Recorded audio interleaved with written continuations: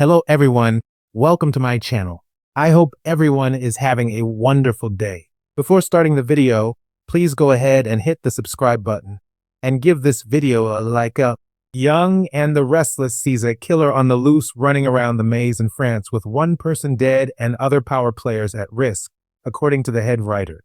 I'm wondering if Tucker MC Call, Trevor St. John, might be the real killer for a few reasons that have cropped up recently and other reasons that have been festering for a while on Y&R. We're going to talk about whether Damian Kane's Jermaine Rivers killer might be somebody who doesn't even know him at all, a name that Damian likely never even heard of. Tucker MC Call. Before the big reveal that Kane Ashby, Billy Flynn, was the man behind the identity of the mysterious Aristotle Dumas, not only did fans suspect it might be Tucker MC Call, Trevor St. John, but I also wondered if he might be because of some of the hints that had dropped. Many of the business moguls in Genoa City suspected Dumas might have been Tucker. They didn't do it at first, but not long before the reveal that it was Kane. That's when Young and the Restless really started name-dropping Tucker left and right.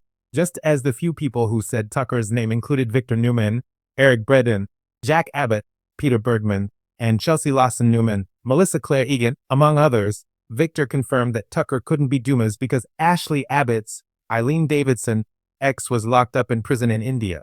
But that would be very easy to fake. It's half a world away, easy to doctor. I do wonder if there's a reason that Tucker's name kept coming up. Maybe he's got a connection to Kane still even right now, and he has a role in this twisted July sweeps plot.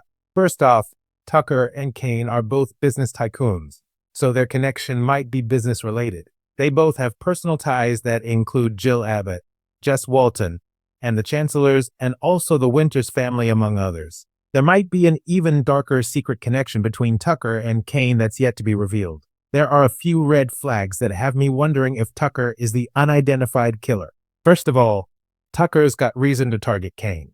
If you remember, Kane told Phyllis Summers, Michelle Stafford, he's targeting all the companies back in Genoa City. That means not only is he taking aim at Newman, Chancellor, and Jabbo, but also Kane could well be coming for Winters. Tucker may be upset about Kane doing something to undermine his son Devin Hamilton, Britton James, yet again, which Kane has done in the past with the help of Colin Atkinson, Tristan Rogers. We know Tucker is very protective of Devin. Also, Tucker may want revenge because Kane's father, Colin, stole Devin's inheritance years ago, even though he eventually got it back. Colin ripped off $2.5 billion from Devin. But with Colin supposedly dead, it could be that Tucker's mindset is a whole sins of the father visited on the son thing. And he's going after Kane for revenge since he can't punish Colin.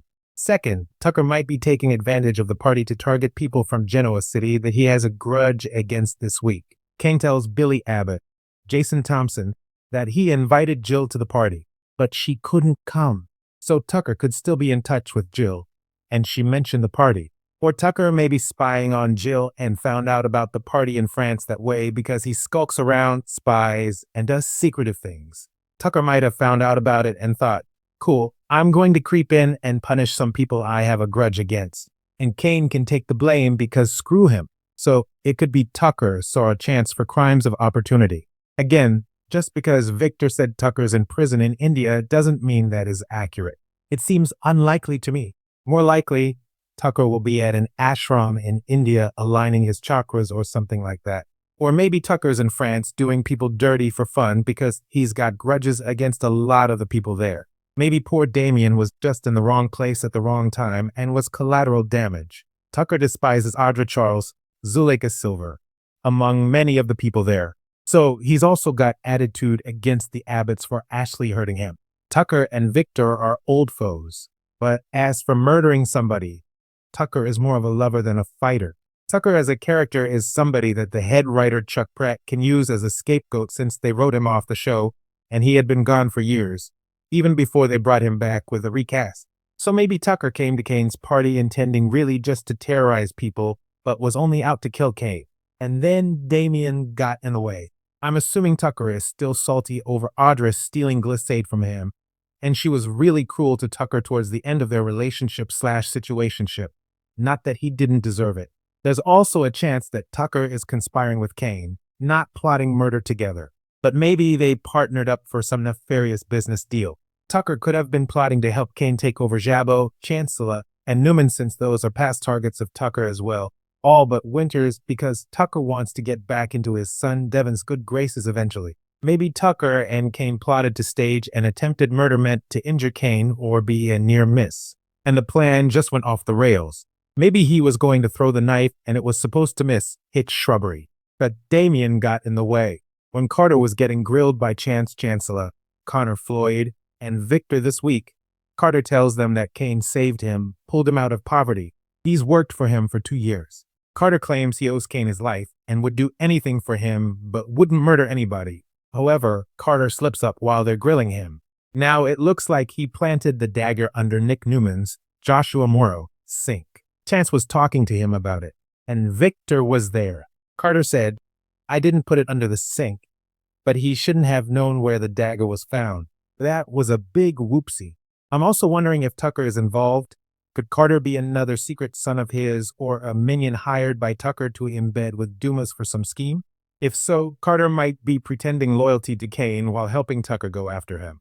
Carter could be planting evidence to frame Nick, not on Kane's orders, but on Tucker's. In the end, it doesn't seem likely at all that Kane is doing the killing of anybody. Tucker is a good name brand suspect who's off screen.